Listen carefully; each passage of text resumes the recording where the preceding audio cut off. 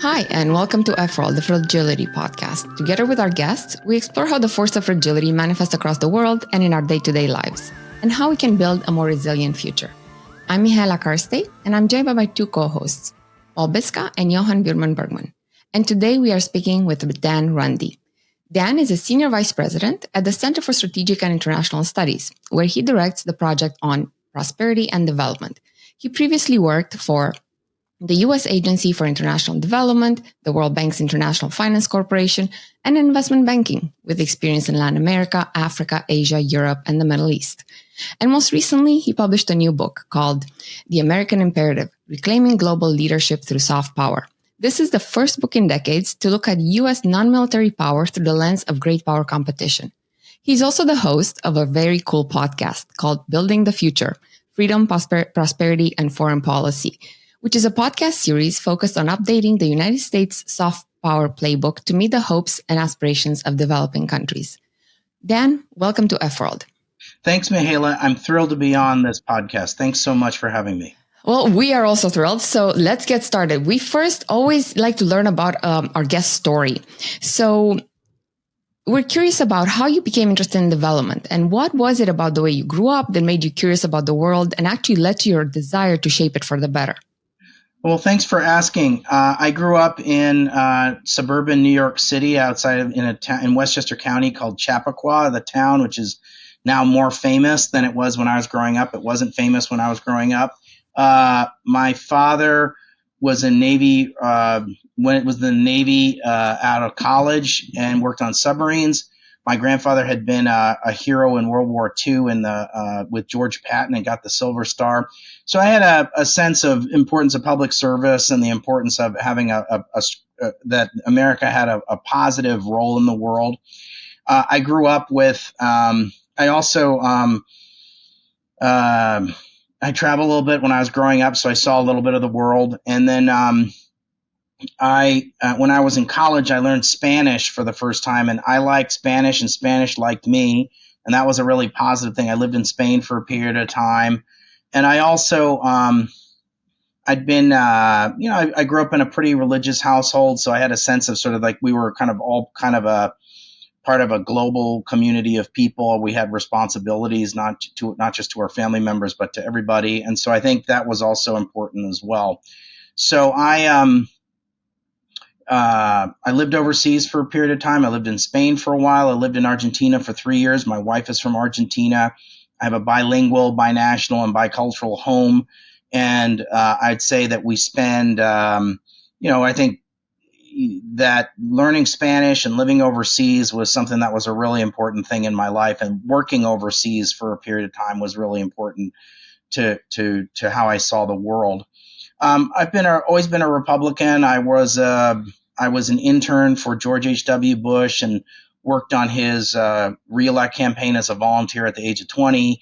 And I was an intern for Dan Quayle in the White House when he was vice president. And that was a really wonderful and positive experience for me.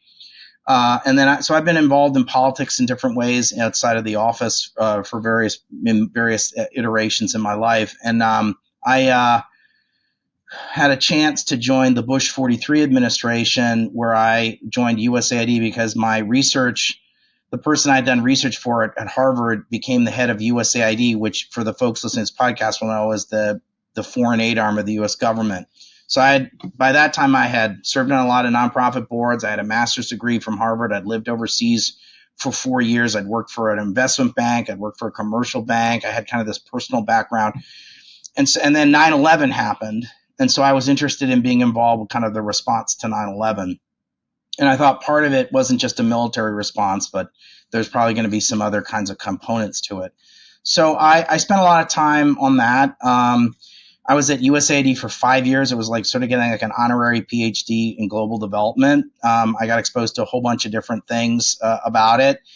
And then I took a job. I thought, I loved working for W, and I didn't think, though, that Republicans were going to get a third term. I loved John McCain, but I didn't think we were going to get a third term. And I also thought that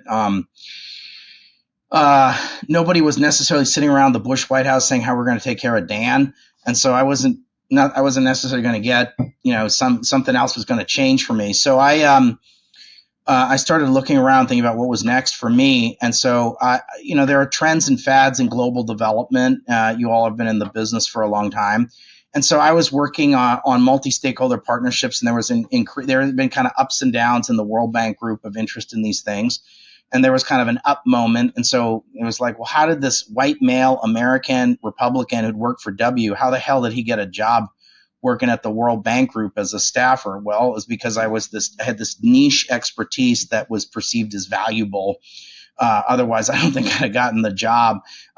So I got hired at the IFC, working on multi-stakeholder partnerships, especially with philanthropy and kind of on but I got exposed to sort of what the heck the IFC was. It wasn't the Independent Film Channel, right? I learned what that was, and I learned about the World Bank Group. I got a laissez-passer, which I don't need to explain to this audience what a laissez-passer is, but it's basically a diplomatic passport. And I learned about the multilateral system a little bit, and the multilateral development banks, and what a DFI was. So it was a very useful experience. I also thought I had several other takeaways that, like, if you wanted to be a PhD economist and join the Young Professionals program at the World Bank, and that was the career track if you wanted to do the World Bank. And if you were at the IFC, you either wanted to be investment officer, or you didn't want to do anything at the IFC, or you could forget it. So those were like my two, and I didn't need a visa to stay. So I was like, well, this was super useful, but the money was super great by DC standards. I don't think that's often talked about. And so, like, many people stay for the money, but I was getting, it was less and less interesting, and it wasn't exactly, so for a bunch of reasons, I made a change and took a big pay cut. But one of the reasons I took a pay cut and left was by this time had been in the international development business for almost 10 years. I'd lived overseas for 4 before that, and I worked in banking and then the private sector. So I had some thoughts and I had some ideas, and I wanted to have a platform where I could influence policy and engage the world. And I came to CSIS, which is a bipartisan think tank, so I could convene across the political spectrum. I say it in a little bit more flippant way. I say, I want people to read my stuff and come to my cocktail parties, right? And so I wanted people to, there's some, you could argue that I might be more comfortable at a place like the Hudson Institute or the American Enterprise Institute, but you can never underestimate people's biases. Whatever the term of art is, what's these days, implicit biases or structural biases, whatever the term of art is these days, I can't keep up with it. But mainly on the left, if they would say, like, well, I'm not going to read Runde's stuff. If it's at AEI, it must be crap. Or if it's at the Hudson Institute, it must be crap. But if I say the same thing and write the same thing or convene the same thing at CSIS, they got to come and they got to engage my stuff. So it's been a useful platform and a force multiplier for my ideas. And I've been able to raise money across the political spectrum. And also, I think great ideas come from all over the political spectrum. So I'm always more I don't really know generally kind of where people are coming. I mean, after a while, I kind of get that figured out. But I would say, like, if you've got a great idea and you're at the Center for American Progress, like, I want to hear about it. And so I want to be able to convene across the political spectrum. I want people to come. So I think I get better ideas that way, and I learn a lot from people from other perspectives that I don't have.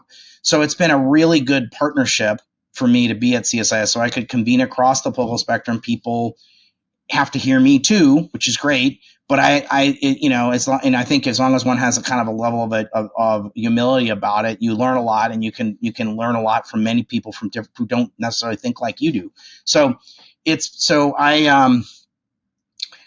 And I've been here for almost 13 years. And so I must have done something right. I haven't gotten fired yet. And so I'm happy about that. But I'd also say I've also been able to do some important and consequential things here from CSIS. But one of the things, one of the things I thought too was I've been at a think tank for more than 10 years. Like, it's crazy for me not to write a book. I've done 400 seminars. I've done 400 public events.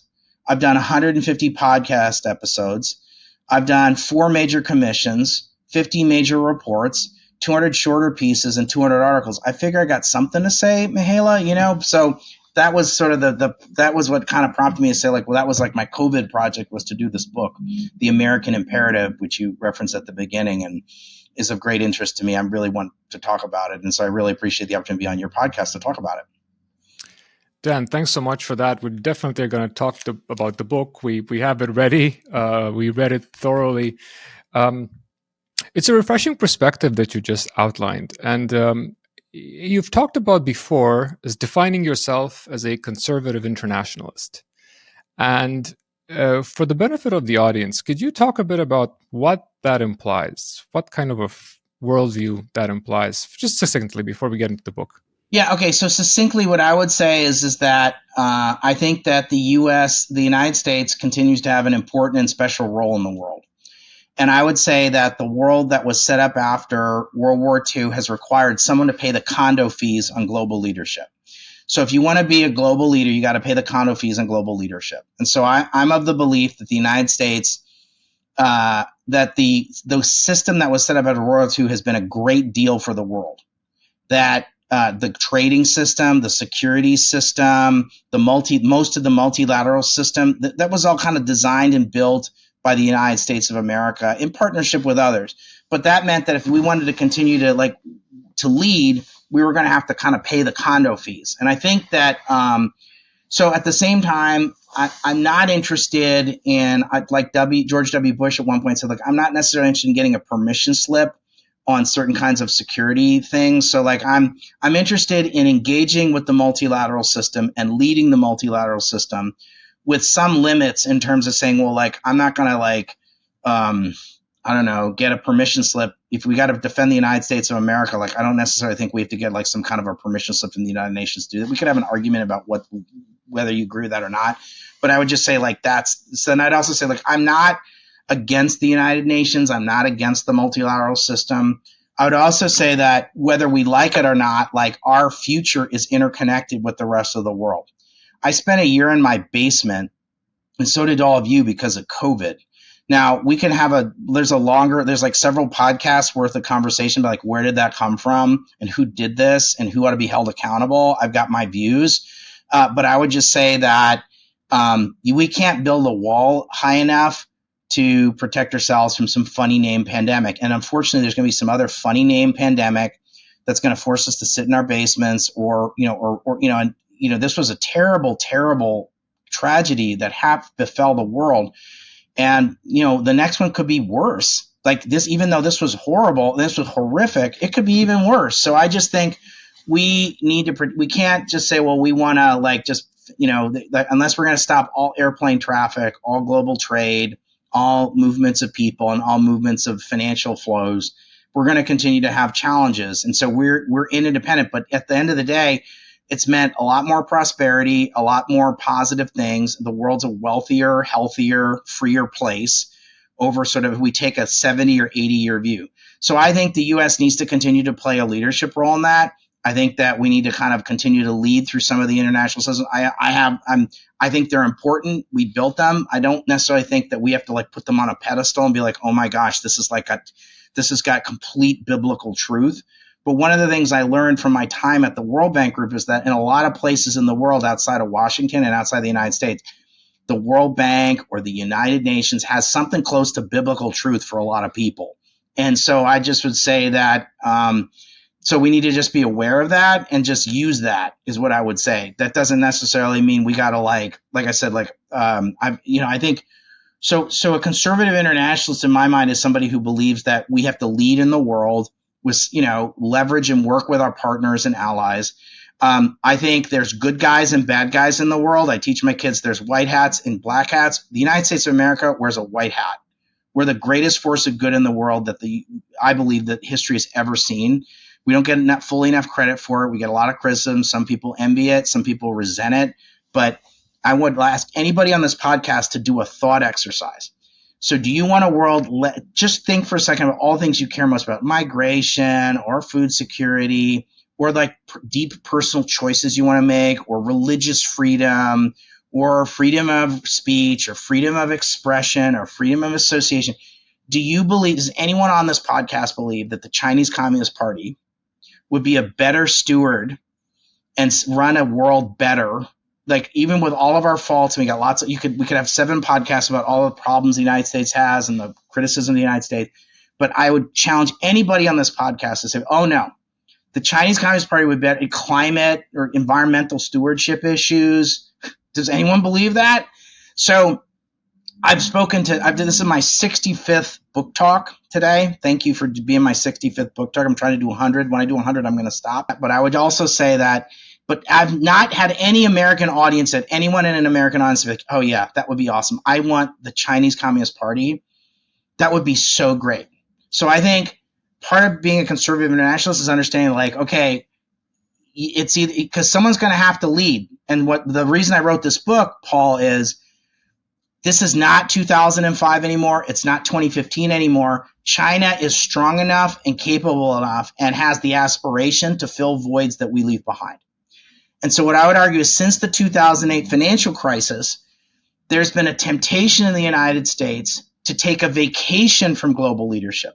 I haven't had anybody yet cop to the idea in the United States of saying, what I really want is for China to lead the world. I want to hand this off to China. I haven't had anybody, the most MAGA hat wearing isolationist, the most progressive, philo-communist, communist curious person on the far left who thinks socialism is A-okay and socialism is not A-okay. Socialism is bad. Okay, communism was bad. Okay, it was a great evil. But I haven't had anybody on the far left or the far right cop to the idea, man, that would be awesome. I would love it if the Chinese Communist Party led the world. I haven't had anybody say that yet. But my argument is that we cannot afford anymore to leave voids. And I worked a lot with the Trump administration, Paul. And when push came to shove, if you said to the Trump administration, are you prepared to cede this space to the Chinese Communist Party? They would say no. Often through gritted teeth, after a temper tantrum and unhappiness that they had to do it, they said no. So I believe that, where I'm coming from is that I do not want the Chinese Communist Party leading the next century. And anyone on this podcast who says they want that, I think are not speaking the truth and are just saying that to tweak me and just to kind of say that because I'm saying it. And so I would just challenge somebody in the privacy of their own podcast headphones to think about this. And I would say, I don't believe anybody listening with any sense is going to say, oh yeah, that would be awesome. Chinese Communist Party would be such better stewards of leading the system. I don't know anybody. So that means we have to lead. And so I wrote this book to say, guess what? You want to lead? You better want to lead, because otherwise, think about what that looks like, what a world looks like led by the Chinese Communist Party. It's going to suck. It's going to suck for you. It's going to suck for your kids. It's going to suck for your grandkids, and we'll all regret it. So we don't want a shooting war with China, but I also want to block them from they're going to making a play to set up a whole new system, and we're not going to like it. So if you care about any number of things you could care about, if you thought about it for a second, say, well, I want to trust China to lead and their coalition of partners, Iran and North Korea and Venezuela and Vladimir Putin's Russia. That's the coalition that they'll bring with them. Like their Star Wars bar of bad actors is who will be the allies of mainland China when they lead this horrible thing. And then, and then so shamefully, we hope that serious countries would not follow the Chinese Communist Party down the road to perdition. That's what I think. That's what I believe. So, Dan, I don't think you're going to find somebody to disagree with you among the three of us, especially since two of us were born in Romania when it was still communist. So, and for those naive enough to think that we can have a world where no one needs to lead, order does not emerge automatically. Actually, all systems tend towards entropy, and entropy leads to disorder. So if we don't lead, someone else, and when I say we, I mean the Western liberal order. Yes, the OECD countries, the West, and I want Romania to join the OECD. I'm in favor of that, Mihaela. I know. It needs to also prove, I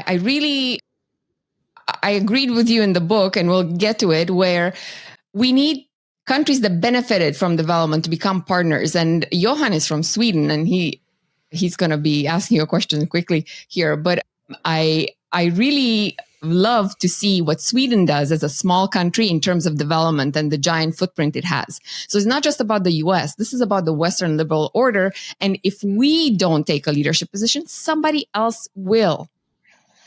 Thank you. Let me just agree with that and say, let me just clarify what I say. So the U.S. has never had enough power on its own to run a system. It's needed a coalition of the willing, and people have to be willing to partner with us. So if we suck as an ally, if we suck as a partner, or if we go too far off in one direction or another, people won't follow. So like if we say, screw it, I'm quitting the WHO and everyone ought to follow me out the door. Like, I don't like the guy who runs WHO. I think he should have been fired, and I'd like to have replaced him. And so I understand the sentiment of saying, like, I want to quit and I hate this guy and he stinks and I think he was bad I'd ask you, like, what's it take to get fired from the WHO? Like, ask your podcast, like, I'd like you guys to do a thought experiment. Like, what's it take to get fired from the WHO? Because clearly, like, mishandling a COVID doesn't get yourself fired. I'm not going to. I think he has tenure. Huh? I think he has tenure. No, he got re-upped. He just got re-upped a year ago. What the hell? I mean, so anyways, my point is, so I understand why somebody like the Trump said, we're quitting, but guess what? Our partners didn't quit. They're like, we're not leaving. So we can't do anything alone. We've never been able to do anything alone. So what I'm saying is, and I've written this book largely for an American audience. So I know this is an international podcast. So some of it will feel a little dissonant to like other partners years and said, boy, this is a very American centric and slightly, I don't consider myself jingoistic or anything. If you read my book, I hope you all go read The American Imperative. But I am making the case that like there is been a huge temptation since 2008, since the Iraq War and the Afghan War, for people in the United States, like, I would like a vacation, please, from leadership. That's different than saying I want to turn it over to the Chinese Communist Party. But what I think has happened is there's been a temptation, both in the Republican Party and somewhat less so in the Democratic Party, but a little bit, to say I would like a vacation, please, from the leadership decisions that we have to make to sustain the current system. That's been a really good deal. And so I wrote this book partially to say, like, guys, to your point, Mihaela, using all those terms that are in physics about entropy and other stuff, 100%. But, what I'm saying is that you need to have someone's got to lead because they have the power to fill the vacuum. And they're making a play with their Star Wars bars of bad actors like the North Koreans and the Venezuelans and the Nicaraguans and Vladimir Putin's Russia and Iran to fill the void. And I'm telling you, we're not going to like the outcome. So the temptation of taking a vacation, the West doesn't get a chance to take a vacation. And I think it's awesome that Sweden is in the process of joining NATO. Yeah, right? Exactly. I think it's an important and unfortunate but important distinction. Thank you. Thank you. My vote. Do you have a short number to Turkey? Because I think exactly. now is the time to place the call. Because I think Orban is going to be in. He said that he's fine as long as his pal is fine. But and also I think that this idea of the vacation, being Swedish, loving vacation, of course, but I think also in the discussion that was ongoing in Sweden about American leadership, I think at the beginning of the 2000s and maybe up until the Iraq War, etc., was also that America is doing too much. It's overreaching somehow in its role as world police, if you will, and so I think it's also in some ways we enabled the vacation to happen, and those who were inclined to kind of to want that in the US had somewhat public support. But it takes us to another aspect of this, because this is a lot of this of course borders on the topics of security, and we discussed it, but if we come back to development, in your book you talk about development as this idea of self-reliance and good economic growth built on governance. Just before starting, we also talked about the importance of gaining political support and sustaining political support for development, not just in the countries where, as you mentioned, somehow, sometimes the World Bank's speech is kind of the Bible or law, but also in countries like the US and countries like Sweden, who are net donors and who have been that for a while. So it'd be really interesting if you could go a little bit deeper into your conception of global development, and also what is the importance of political engagement for the development actors in their constituencies at home, and how should we be developing that, this aspect that is slightly underdeveloped, if you will. So I would say a couple of things. I would say that so there's foreign aid and things that are adjacent to foreign aid, where Sweden or the UK or Romania or Canada or the multilateral system like the World Bank or the Asian Development Bank or the EBRD, which is like, for folks in this podcast will know what the EBRD is, but it's basically the financier of the post-Soviet space, a little bit more than that. But for this conversation, let's stick with that. We're all supporting actors in somebody else's movie, right? We're not. So this is someone else's drama. We're playing a supporting role in someone else's movie. So we got to start with that. And the other thing is that ODA, which is the fancy term for foreign assistance flows, has been dwarfed by all sorts of other flows really since the 80s. And so we wrote a playbook and a rule book and a set of assumptions, and kind of our theory of change is like, well, there's like some theory of change from like the 50s or the 60s or the, and there's a whole, there's multiple schools of thought about this. But, in a lot of countries, even say from 15 years ago or 20 years ago, like if you look at the amount of taxes collected, like there's a whole field called, you all know this, domestic resource mobilization. Like, who wants to talk about taxes? I mean, it's like the most boring topic of all time, right? But it's a super interesting and super important thing. And if you have trouble sleeping at night, we've written a lot of reports on domestic resource mobilization at CSIS. And so, as a Swede, I'm hooked. Yeah, you guys already, love taxes. You Nordic people love taxes and long vacations and socialized medicine. I know. So, and I do like ABBA. I'm going to admit to that. I'm going to cop to that. I mean, I've drove Volvos as a kid and Saabs. Okay, I'm grateful. So I like Sweden. Don't get me wrong. Best friends. Long vacations and socialized medicine and everything, high taxes and everything. I love Sweden. I went to the Volvo factory in Gothenburg. Anyway, but if you look at like the amount of, so I asked the tax czarina, that's probably a bad term, but like the tax point person at the fund, I don't know if she's still there.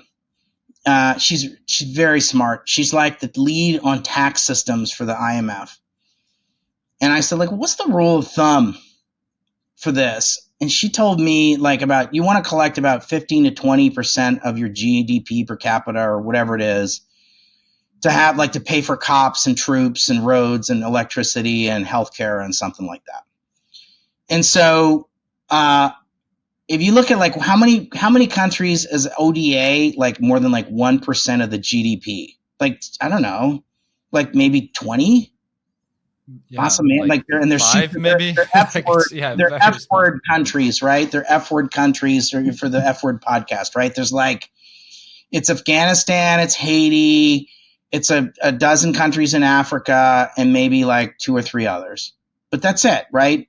So really, the show isn't foreign aid. The show is something else. The show is like policy decisions by policymakers, or the show is foreign direct investment, or the show is private capital, or even local savings in a society, like local savings, or even potentially local capital markets. And some countries have become net capital exporters, right? And so I would just say that so when we talk about foreign aid, that's different than the concept of development. And I would just say, like, foreign aid, we need to have like a lot of, so foreign aid is like, and this is like not Dan saying this, so like you don't have to believe Dan. Like the UN has they had held these processes. They had like the financing for development track. Then you've got the SDG thing, and then you've got the Paris-Accra Busan global partnership. Like, how should we think about development? There's like 3 tracks. There's like, what are we doing at like the SDGs? How do we finance it as like another track? And then like, how do we do it? Or how should we think about the concept of development? It's like another track. They all say foreign aid's catalytic, like yeast, right? It's not the main show, but the way our rule systems, our assumptions, our theory of change, there's sort of baked into it a little bit that we're the main. That's a long-winded answer, but I would just say that that's one thing. So development is the process of a country's political, social, and economic progress. My finger's on the scale of democracy. My finger's on the scale of markets. You need a functioning state and some kind of a social contract. And so what I would like is I'd like to have a world of democracies. I'd like to have a world where everybody's kind of sort of treated okay and treated fairly. And, something, I'm not saying everyone's got to look like Sweden or the United States or Romania, but I think we are, like, if you said to me, like, what an end state is, like, I'd like to see a multi-party democracy in mainland China. I'd like to see a multi-party democracy in Russia. I'd like to see a multi-party democracy in Iran. I'd like to see a multi-party democracy in North Korea. Now, that sounds crazy, and a lot of people who are regional experts are like, that is the stupidest thing you've ever said. But I don't know. Like, some people said about Japan that Japan was never going to be a democracy. They said, like, maybe Romania was never going to be a democracy, right? And that's not true. And people died in Romania so they could have they could have freedom. And they joined the European Union. So development is about, and if we think about like things like, okay, literacy, so some of it's about like health metrics, things like education metrics, some social metrics. It's about economic measurements. So I think the Human Development Index at the United Nations is a good kind of proxy for this. But ultimately, this is about the decisions of governments and businesses and society. And the other thing I'd say that I think is often underlooked, like the World Bank had some study maybe 20 years ago that said like something like 9 out of 10 jobs in the developing world are in the private sector. Now, not all of it's in the formal private sector, which for folks in this podcast don't know, formality is a really good thing and an important thing. People pay their taxes and follow rules and environmental laws, et cetera. But the private jobs, you're not going to, so development happens when people get jobs in the private sector and people agree to pay taxes to a government is a big part of, like, in my mind, of a lot of development. Now there's like resource curse problems of countries that have lots of oil or diamonds or agriculture or forests or something else where that social contract can't kind of come about in kind of like a normal way, but that's what we should aim towards. And so we should think about how do we support better governance. And so what I was taught is you want to have private sector growth and good governance. And with my finger on the scale of democratic governance and like less corruption and functioning rule of law and respect for property rights. And I don't know, like those are like the two things. It's like love and marriage, right? You got to have private sector growth and good governance. It's like a horse and carriage, right? Frank Sinatra's song, Love and Marriage, right? Right. That's what you need. Like if you said, like, what's development? It's like you need those two things to have development. So ODA and the DFIs and export credit agencies and all the other stuff, are kind of come in and support those two things, I don't know. So just first to say that it may come across almost as a joke to someone if we told someone 3 decades ago that Romania would be in the same sentence as Sweden and the United States, they would have thought we're mad and joking. And this is not to say that we're nowhere close to where we should be, but for many countries that are today further behind, let's say where Romania was, I think that's not an unrealistic target at all. What's the GDP per capita of Romania, by the way? I think right now it's about 12,000. Well, that's 12,000, except that many people, once we got into the EU, 4 million people left to work in the European Union. So, which means lots of labor shortage. It's a whole different sort of like... There was a green drain. Yeah. But my question is a bit different. You've already outlined sort of kind of what's at stake in the book, which is exactly what you do in the book. Sort of what's at stake in the current development sort of global stage. You also talk about in the book about sort of who are the actors, not only the United States and China, but also different kinds of developing countries. You have those in the middle income, stuck in the middle income trap, but also increasingly assertive in the world. You have fragile states. But I wanted to, perhaps for the sake of argument, challenge a bit your point, which is in the following way. You mention yourself in the book that China actually provides lots of scholarships to students all over the world, including from Africa. You mentioned also, historically, we know that good governance developed before democracy. If you're a country in Africa or elsewhere wanting to develop, China will bring infrastructure. The conditionalities will be very, very different. You can see quick results. And also countries in the generally referred to now as the global south will say, well, China brings development well, one second though. But the thing is this, if, what is fair and unfair competition? If you're to say that, first, I'm sure you'll have things to say about this argument, but then if we think, what's a possible scenario in which you would believe that the US and China would compete in an equal, let's say, fair competition between these countries? Okay, so I would say that I think that the West, the OECD countries, had a monopoly on on global development. I'm going to say until about 2005, more or less, right? I think it started changing around 2005. You could argue, well, China's had a long-term partnership in places of East Africa going back to the 60s.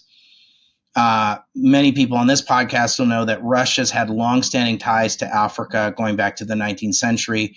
The famous battle that Ethiopia, I can't remember the name of it, somebody on this podcast will know, the absolutely most critical battle where Ethiopia defeated the Italians in the 19th century was done with Russian military technology, because the Ethiopians were Orthodox Christians and the Russian Tsar saw themselves as the defender of Orthodoxy.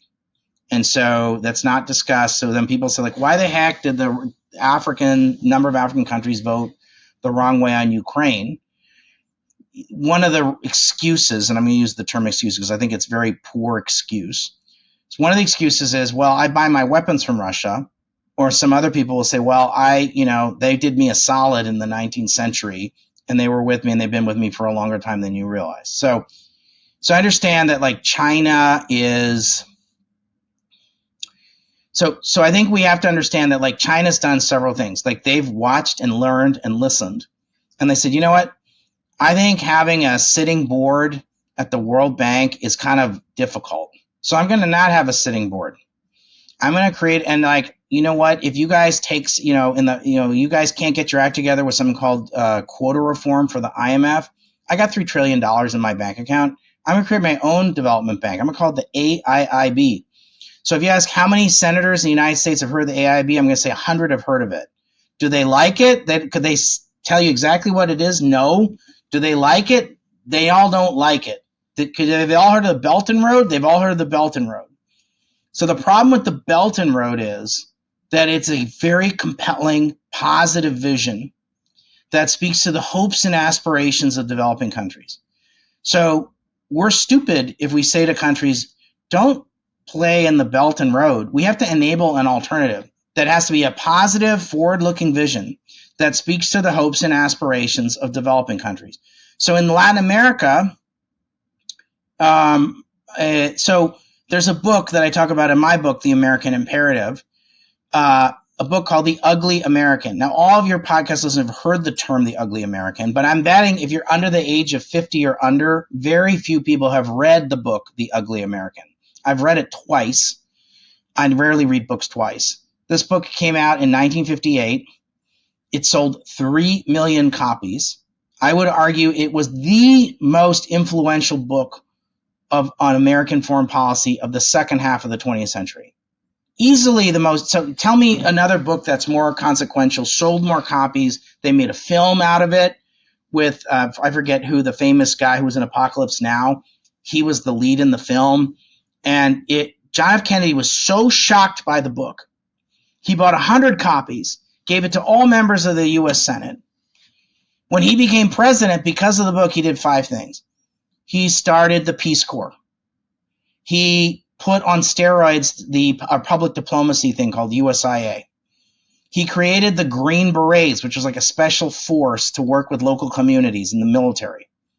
And then he said there are 4 aid agencies. That's too many. We're going to have 1. We now have 20 agencies that do development stuff in the United States. And he said 4 is too many. We need to have. So the founding act of kind of modern global development in the United States is called the Foreign Assistance Act of 1961. And it's been hard to change, and I would argue we probably need to revisit some of that. But the other thing he did related to this point, Paul, is he said, I'm going to have a special initiative for the Western Hemisphere called the Alliance for Progress. It's a positive, forward-looking vision co-designed with partners in the Western Hemisphere. It's loved and well regarded. I had heads of state talk about it in fond, nostalgic terms. So what China has done with the Belt and Road, and we should be ashamed of ourselves, is they listened, and they're kind of a developing country still. I don't think we should give them the hall pass of having the waiver of being a developing country. I know people I want them to not be classified as a developing country anymore and get all the hall pass waivers that you get. And so that's a debate in the United States right now, and I'm in favor of ending that. But they understand, perhaps better than Sweden does or Romania or the United States does, that to speak to the hopes. The other thing is, we don't provide lectures. We're going to do something really fast. So you've seen the Asian Development Bank, or was it JICA? I think it was maybe it was JICA, has made a commitment that from idea to make approval, it's within 12 months. Well, that's a direct response to the China challenge. If you look at some of the changes the Asian Development Bank has done in terms of merging, they made some changes several years ago in terms of its structure, in absolutely response to China. So I would say that China has done a number of things really, really well. And we should respect the fact that they also have taken pages from our playbook and made them better. They've also watched our mistakes and made them and decided not to do them. They have some sucky things about them, they're big on corruption. They like to bribe people, and that's not good. And so we need to kind of make it harder for them to bribe people. There's a lot of, I think there's some comforting narratives in the United States and in the West, they send all their people. And I think there's a lot of truth to that, but I think that's becoming less and less. They're getting better at it. They also are saying, hey, you want to study in Beijing at Tsinghua? I'll pay for you. Now, the cost of going to Tsinghua is $5,000 a year. Sending someone to Harvard's $50,000 a year, right? So they can, and so they are sending lots. Whenever I go to a developing country, I ask 2 questions now. Where do you buy your weapons from? And where do you send your elites to school? And they say, I'm sending lots of people to Moscow, and I'm sending lots of people to China. We got a problem. And you're seeing an increasing number of that. Or they say, well, I bought this weapons. I'll use these fancy terms that it's not my world, but we just bought some submarines from China, and we bought these wonderful MiGs, and they're great. And the helicopters go higher. The Russian ones go higher than the American ones, and they're like the Chevrolet of helicopters, and you sell the Cadillac of helicopters. That's bad because you're basically getting married. They send all the pilots to Moscow. They send 100 repair people to the developing country, and I'm sure all 100 of them aren't doing any soft intel. For sure, they're not doing any spying, right? So, do you see what I mean? And then they hide behind it well, I voted the wrong way on Ukraine because I bought my choppers from them. Well, that's crap. So the war in Ukraine is horrific and terrible and tragic. One of the things, though, is countries will be well, hey, I'm in hock to the Russians. I'm buying their weapons. We say, well, hey, guys, did you see how that's working out? And so it's creating an opportunity. So they ought to buy Swedish weapon systems, or Israeli weapon systems, or Finnish weapon systems, or Turkish weapon systems, or Brazilian weapon systems, anything to get them off the Russian thing, so that they can vote better next time. They ought to be better than this. They ought to all vote the right way in Ukraine. They haven't done it anyway. So China and the United States have competing models. They have spoken to the hopes and aspirations of countries. I don't think we should throw the baby out. We shouldn't throw our values out the window. We shouldn't be bribing people. We should respect human rights.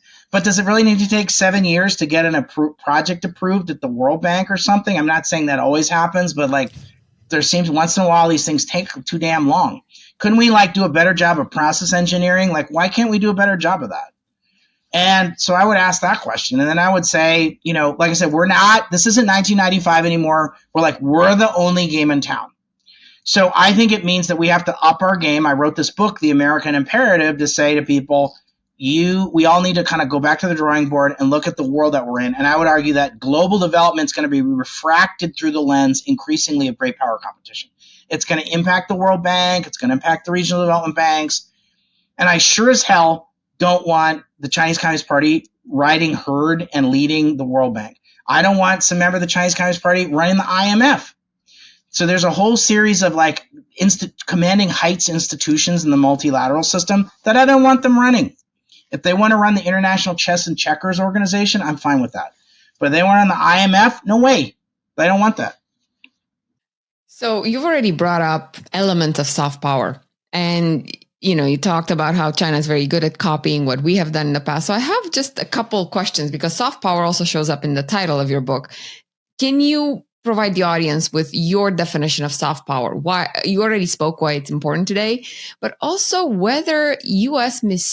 misused soft power in the past by helping China rise. So I think a couple of things. So what is soft power? Well, I know it when I see it. That's probably they're not the right answer, and it's a little too flip for this conversation. But a couple of things. I would say what I'm talking about is not our military power and not intelligence.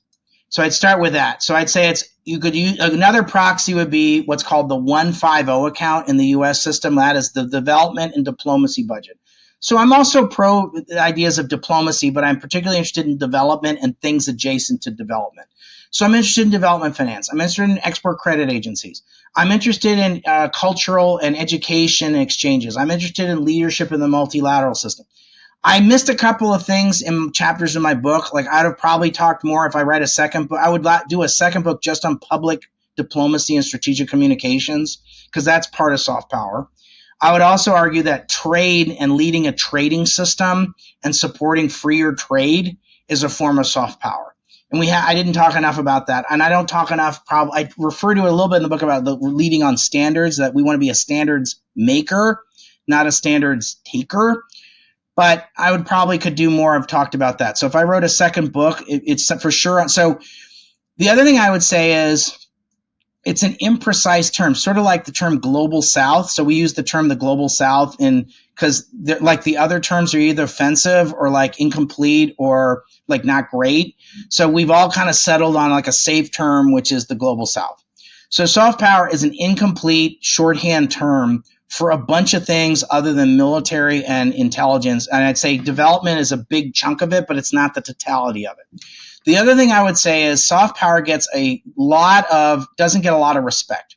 So if you're a national security person or you're a grand strategy person, you think all this stuff is crap or fluffy or hippy dippy. So that's part of the problem. I've been active in political circles for a long time. I went up to a former member of Congress who, I'm not going to say who had done some work at a multilateral institution, who had done some work at a bilateral aid agency. And I said to this person, I want to come talk to you about soft power. And this person said, soft power? I want to talk about hard power. So a lot of people, especially Republicans, think it's all hippy dippy. It's useless. It doesn't work. A lot of people, especially in my party, spent a lot of time talking about, well, in the 1980s, there was this terrible wasted money. And let me tell you about this example when it sucked or when it broke or it didn't work. And everyone dresses in peace beads and, hippy dippy and sandals, and they don't dress in suits and ties, and they're unserious people, and they use technocratic gobbledygook that's impenetrable, and they have affectations and are smug. And so as a result, we've turned off a lot of people who we need to make common cause with. And so Robert Gates, the former Secretary of Defense, the former head of the CIA, he gets this stuff. He's yeah, we need a lot of not Jim Mattis, the former Secretary of Defense, says if you're going to cut the foreign aid budget, then you better spend more on bullets. Right? So you've all heard that term. Well, so I think I'd say it's the most sophisticated thinkers in the national security space and in the, understand it. Now, it's sort of like love and marriage or chocolate and peanut butter. You can't solve all the problems just with the World Bank or foreign aid or food aid. You need other things. But I would say it's an important thing that's underappreciated, partially because I also think a lot of people in the aid community don't like seeing themselves as part of some bigger project. They want to save the world, and they don't want to be part of some national security anything. They don't want to be, quote unquote, securitizing aid. They want to do other things. They want to kind of work. They didn't sign up for this. But guess what? I see development as a form of applied foreign policy, like applied math. It's a form of applied foreign policy. And so a lot of people don't like that. And the other thing I talk about in my book is the implementer community, the NGOs and the contractors, at least in the U.S. system, are a strategic asset of the United States, similar to the defense industrial base. We have a whole program at CSIS. We sit around all day about whether the strength of the defense industrial base. And when Ukraine wins and it joins the EU and it joins NATO, they're going to need a new defense industrial base. They're going to need like a Swedish-style defense industrial base. So we have a development industrial base. Like, I'm not going to hire mom and pop NGO to respond to COVID. I'm not hiring mom and pop NGO to deal with HIV. Like, you could like subcontract to the subcontract to the subcontract, maybe. So there's like a lot of discussion in Washington about something called localization. I think it's a fad. And I think there's a lot of political correctness associated with it. And if you spend any time criticizing it, that you must be a stupid person or a mean or evil person. But I would just say that, I think there's a role for localization, but I think the kind of the thing that AID is doing with like 25% mark, for target, I think it's crazy. And I think it's counterproductive. And the folks that are pushing this will be long gone when there's a problem, and someone else will have to eat it. And I think it's going to put the cause of development at risk. That's what I think. So anyway, so I think so those, I just would say that soft power is not just development, but it's a big piece of it. And I would say that it doesn't get enough respect in kind of like the diplomacy world, and it doesn't get enough respect in the national security world. But the serious people understand, like, the smarter ones see it and value it. And so I also was trying to like make a new case, provide a new rationale for global development and things adjacent to global development. Because there are already people on this podcast who listen who are in favor of global development. But I wrote the American Imperative for people who maybe aren't necessarily kind of in the biz, or folks who wanted to take a vacation from global leadership. So I'm trying to reach people who are reachable to make a new case and reframe the case for global development and things adjacent to global development. So what you said about the unnamed official you were speaking with and want to speak about hard power made me think about what my mentor, General Richard Lawson, who served in the Nixon White House, said. One of the first things I learned was he said that there's not enough armies in the world to keep the peace if we don't address poverty. True. It's true. That makes a lot of sense. And it leads also, it goes really well. I liked how you framed it, Dan, that development is applied foreign policy, because I think a lot of the debates that go on in graduate schools, in around programs, etc., is this idea of the altruistic development kind of approach, and that countries like Sweden spend their development kroner or dollar, whatever it is, on development or on the themes that they do, because they think that that's the right thing to do and it's nice. But it can't be. It's impossible that we spend so much money on something that we just think is nice for us.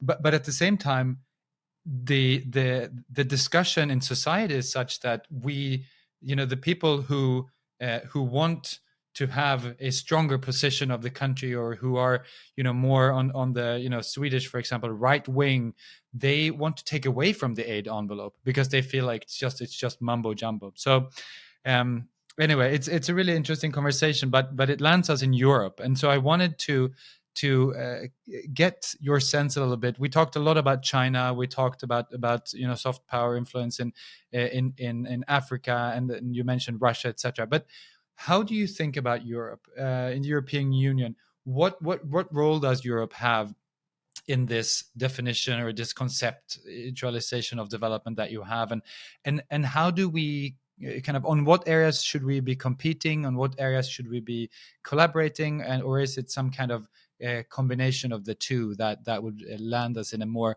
optimal place as a West Well, I would say the versus first the thing others? is the most important. I think Europe and the United States have a number of many shared interests, and I would say the first thing I would say is that we need to make sure that we work together to support Ukraine to defeat Russia in Ukraine.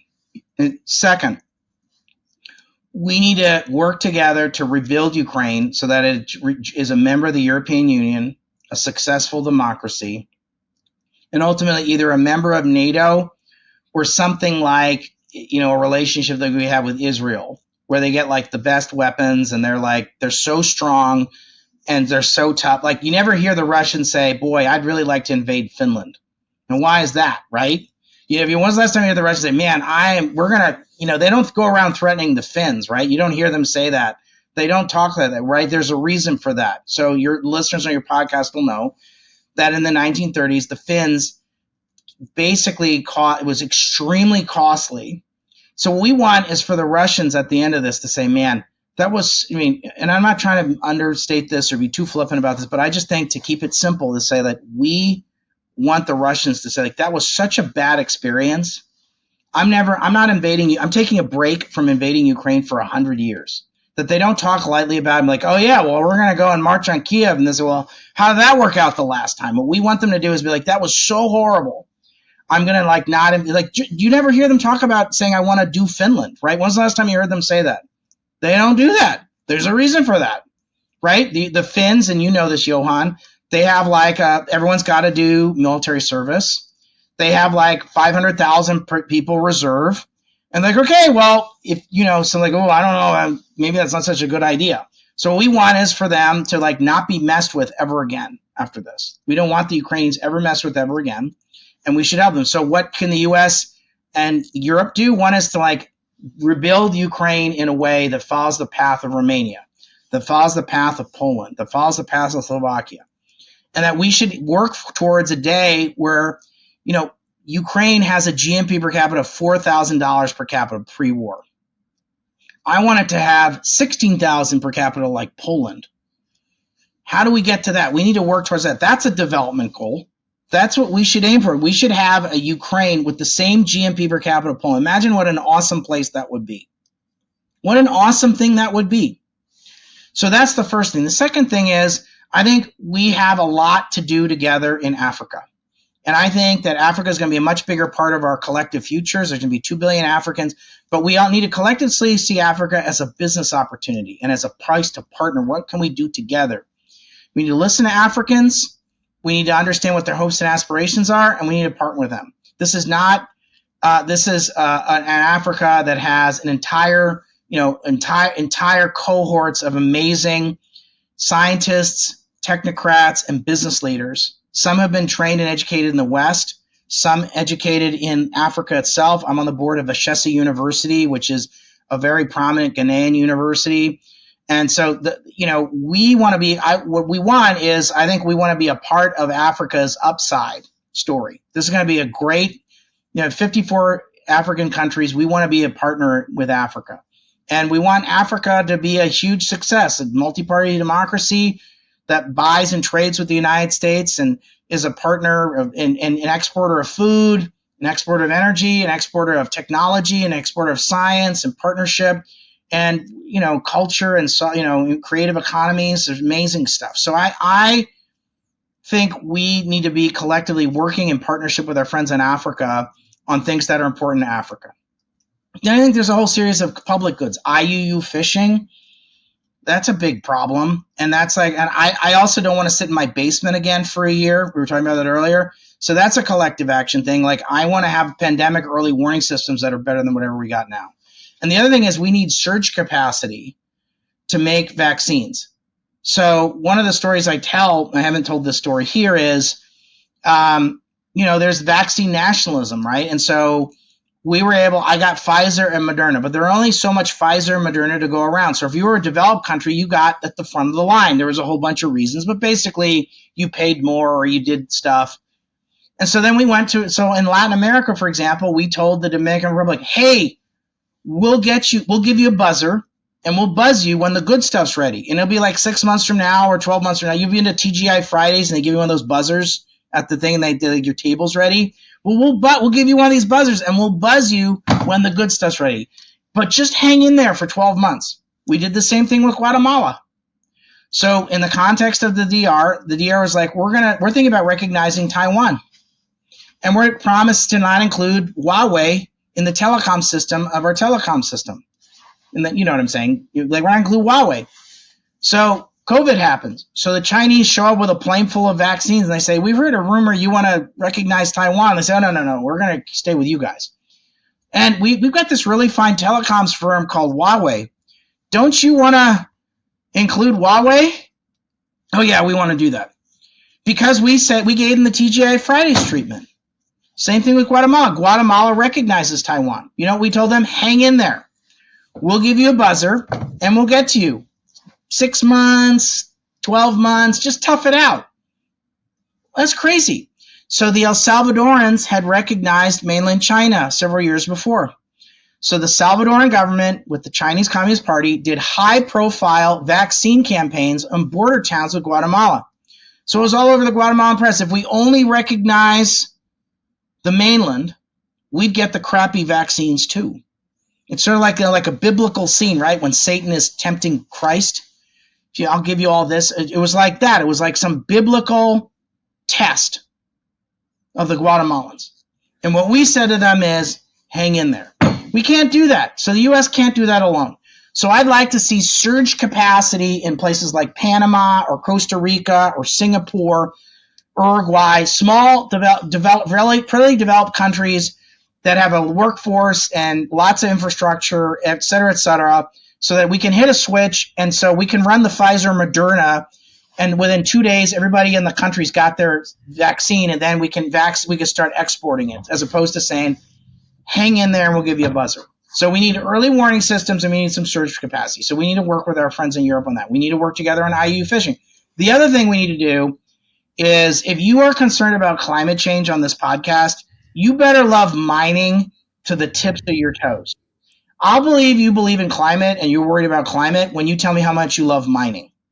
Because we're going to have 40 times the amount of lithium and 40 times the amount of cobalt for all the electric vehicles and iPhones and Tesla stuff that we're going to need for this carbon transition. So you better love it. Decarbonization doesn't mean dematerialization. And I would argue that the aid agencies and the MDBs, like, if you said to me, like, okay, what gives, how many people become president of the World Bank working on mining? How do you become an I-level person, was not the term, or J? How do you become an I or a J, right? A VP working on mining? Anybody? No. We need to have a vice presidency for mining and minerals. Like, we're going to have to spend as much money and put as much attention on mining and minerals as we do on food. So until that happens, like, I believe that we're going to have like a lot of virtue signaling on this, but I believe that we need to have aid agencies are going to have to play an increasingly important role on mining and minerals and metals processing in ways that they haven't thought about before. And it's like a horrible topic. Oftentimes there's like all sorts of thorny headaches associated with it. Local communities, indigenous communities, environmental headaches, people not getting paid, local communities not getting their share of the money, corruption, security stuff. It is going to, and human rights issues, labor issues, horrible stuff. But if we're going to have a carbon transition, like, this is part of the price of paying the carbon transition. So aid agencies are going to have a really big role in this. But I'd say up until now, most people would rather get a root canal than talk about doing stuff on mining, minerals, and metals processing in the aid world. DFIs, they'll say, well, I have one project. Tell me how many projects at the World Bank they're doing on mining, minerals, or metals processing. Like 2? How many of the IFC doing? 1, 2? You guys tell me. Probably not much.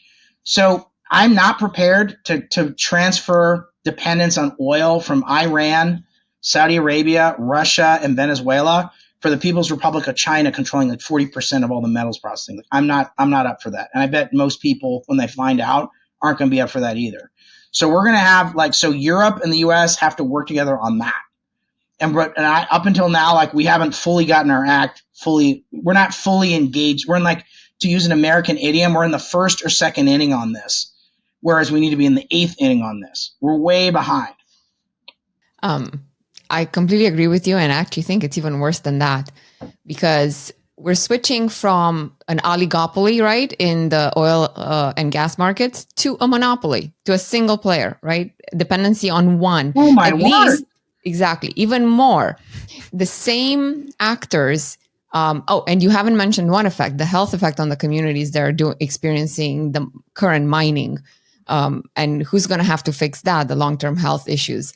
But even more, we unfortunately in the West have to get our act together and get all stakeholders at the table, because the same stakeholders that say they care about climate are trying to stop developments of mining done under far more rigorous environmental standards in the West. And they're okay with those same sort of mining, toxic environmental impacts proceeding Outsourcing where those to communities, Congo. exactly. So that makes no sense, including the refusal, for example. There's such a blindness to the possibility of extracting rare earth minerals from things like coal ash, right? We have mountains of coal ash, unfortunately, both in Europe and in the United States. And with technology innovation, we could avoid some of that very incredibly toxic mining being done in places where the business case depends on the lack of environmental regulation. So I couldn't help myself. I had to jump in on this 100%, because Mihaela, thank you. So I think I think the climate conversation is not priced in the No. metals and mining. the cost of human lives Come today. on.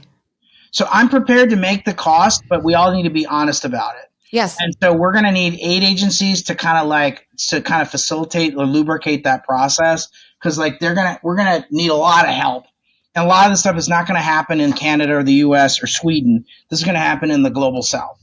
Yeah. So all the alphabet soup of ECAs and DFIs and MDBs and aid agencies are all going to be asked to take on a much bigger. If we're serious about this, they're going to have to take on a much bigger role in this stuff. So you were just talking about the places where this is going to happen, including a country like Democratic Republic of Congo. Actually, about 70% of all fragile states are in Africa. About 1 in 3 countries in Africa is conflict affected. And the US has right now the Global Fragility Act, which echoes a bit, builds upon, I mean, you mentioned your book, Plan Colombia, and other initiatives that bring together all these elements of soft power. So one question would be, what are the 3 things that the US has to do right in order for the Global Fragility Act to lead to the kind of results that you talk about? So I think the Global Fragility Act is a great thing. And I think it's a great thing because it's tried to do several things. One is to say, let's get on the same page collectively on our diagnostic of what the problems are. And then we're going to take a 10-year approach to them. Those are great things. I think there's several things we still need. Like, I would like to create a special cone of folks, professionals, who say, I'm going to spend 7 years working the Haiti file. Now, I don't necessarily say I'm going to live 7 years in Haiti, but if you did, we'd give you all sorts of benefits if you did it. But we're going to try, if you do 7 years in Haiti and then 7 years in work in South Sudan, you could have an accelerated retirement or something like that. And so, but you have to learn Creole, not French, but Creole. And you have to learn whatever, I don't know what the language of South Sudan is, but whatever the language of South Sudan is. And we expect you to do 3, probably 4 tours over 7 years in these countries. Now, it's difficult if you're, young and you've got children. But we could say, okay, we could come up with some kind of a plan where we say, we're going to give people. I also think we need to probably think about where we recruit from. We ought to be recruiting from ex-military people who are more comfortable in kind of more security ambiguous contexts, and say we're going to get, I would think in a country of 330 million people and in a continent like Europe with, 400 million people, we could find folks like this. So I don't think it's huge. I think it's several thousand people. And I think I don't want it to be, but what we need are people like the guy who wrote War Comes to Garmser. So you guys, you know what I'm talking about. Who wrote that book? Can someone Google that while we're talking? War Comes to Garmser. We need 1,000 people like him. The pregnant pause on the podcast as we Google. Carter Malkasian. That we need 1,000. Yeah, Carter Malkasian. Yeah. We need him. You guys need to get him on your podcast, by the way. Have you had him? No. Good idea. super interesting. After everyone reads my book, The American Imperative, Reclaiming Global Leadership Through Soft Power, they all got to go read all of Carter Mulcazian's books.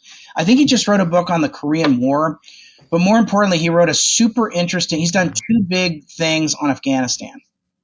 And he lived there for a while, and he learned like one of Dari or Pashto. Like, how many people in the U.S. Embassy at its height were speaking Dari or Pashto?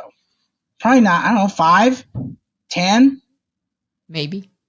Yeah. So I'm just saying, like, it's easy for me to sit in my comfortable ivory tower in Washington and pontificate like this, but I would just say that I talk about this in the book. So I think the Global Fragility Act is a good first step, and I would also say that much of the development challenges are going to be in fragile states. That's why you have this podcast, right? Yeah. How many I would posit, does the IBRD or IDA's instruments, are they designed for fragile states? You don't have to answer that question, but I'm going to go. The answer is no. You don't have to agree, or I know you guys kind of still work there, I think, or something, right? So maybe you can't talk about it, but I'm going to posit, you don't have to agree, that I'm not sure our instruments or people, whether it's at the World Bank or the African Development Bank or the Inter-American Development Bank or AID, is fully set up for these fragile contexts. And so the Bottom Billion, that book by Paul Collier, which I think is like kind of prophetic, like most of the development is going to be in that kind of stuff. So I think we've got to think differently about the tools and people and approaches as how we handle all that. So, Dan, I'm aware of the time. And quick question, do you have time for one final question? Or yes, should I just... absolutely. Okay. If you had a magic wand, what would be the top 3 priorities for U.S. development efforts over the next 5 years? Okay. I want to close the digital divide with somebody other than Huawei. So I don't want the digital world as a future controlled by the unholy trinity of Huawei, ZTE, and Alipay. But guess what? So that's a U.S.-European project. Yep. The second one is, let's make sure we rebuild Ukraine in a way that they're full. And so there's a huge responsibility for Europe. Like, I know I'm the ugly American, and someone's going to Euro-splain me to explain how hard it is. But they've been sent a save the date. They've not been sent the formal invitation to join the EU. Like, I know there's like fancy terms for this. Euro speak for this stuff. Yes. Send the damn invitation. Someone needs to send it now. The Spanish have the presidency of the European Union. They should use their political capital right now and start the process in Spain's presidency. Because guess who's got the European Union presidency after this? I think it's Hungary. Are they going to do that? You don't have to answer that. I know you're all from Europe. You don't have to answer that question. But I'm just telling you. I don't think they will. I'm going with I don't think they will. Our neighbor, I don't think they're going to do it. So I'm going with help Ukraine, close the digital divide, and I would say like 2 other things to think about. 3 other things. Something on mining and minerals. Learn to love. If you are losing sleep at night about climate change, you better love mining and minerals to the tips of your toes and prove it to me. Something on nearshoring. Like, once they said they were going to cut off my medicine and pills, like that was grounds for some kind of a sort of divorce.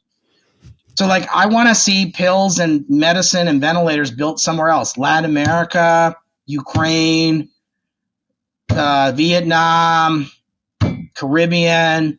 Yep. So let's use ODA and DFIs and ECAs to facilitate nearshoring. And then I want to have a global campaign to reduce corruption, because the MO of the Chinese Communist Party is bribe people. I want to make it harder for them to bribe people. So those would be like, if I had a magic wand, those would be the things I'd work on. And can we also do a comms campaign to tell the world what FCPA means? Yes. It's not a 4-letter word. FCPA. It's not, and it's shocking how people don't realize that this exists, the FCPA exists, and that companies actually have to follow it. Okay, so let me push on that for a second. So I 100% agree with me. Okay, democracy, anti-corruption, human rights. These have all been things that have gotten a big push since the end of World War II. I'm not saying they didn't exist beforehand, but they were kind of reconstituted, and kind of there was a reset of the rules of the game on all those. I would posit that all the big progress on human rights since the Universal Declaration, all the big progress on democracy, all the big progress on anti-corruption has required a coalition of the willing led by the United States, when I started at the beginning.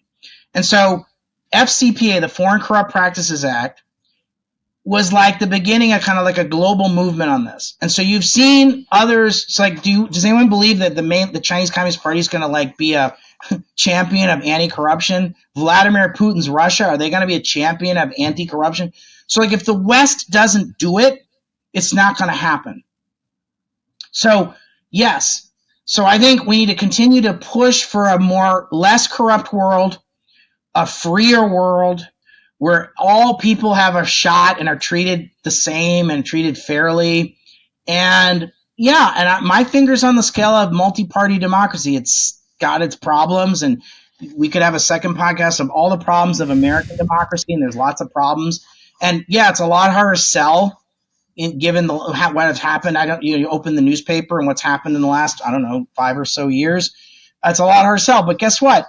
We were pushing democracy and human rights in the 1960s when we had, legal segregation in this country. So I don't know if it isn't the West leading on this stuff that you're talking about. I know who's going to do it. And China can fill voids. So that I wrote this book, The American Imperative, Reclaiming Global Leadership Through Soft Power, because I believe that the U.S. in partnership with the West needs to continue to lead. Because if we don't, China and its assortment of Star Wars bar buddies will fill the void, and you aren't going to like the consequences of that. That's why I wrote this book. So, Dan, this was a wonderful conversation, and I know that the three of us feel like we could speak for 3 more hours. However, I know you have to go, and it was such a pleasure speaking with you today. And to our audience, thank you for tuning into F-World, the Fragility Podcast. We hope you found our conversation interesting and inspirational. Please subscribe wherever you listen to podcasts. And if you want to know more about us, about F-World, please visit f-world.org and follow us on Twitter at F-World Podcast. Thanks for listening.